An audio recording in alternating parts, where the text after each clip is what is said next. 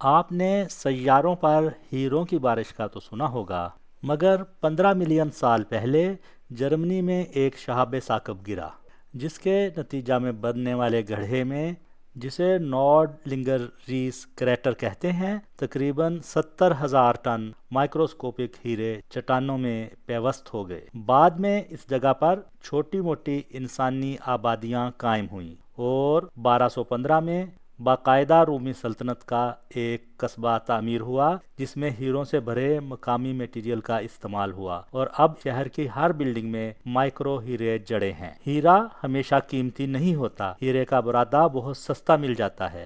آپ نے شیشہ کاٹنے والے ہیرا کے قلم کا سنا ہوگا، جو 100-200 روپیہ پاکستانی میں مل جاتا ہے۔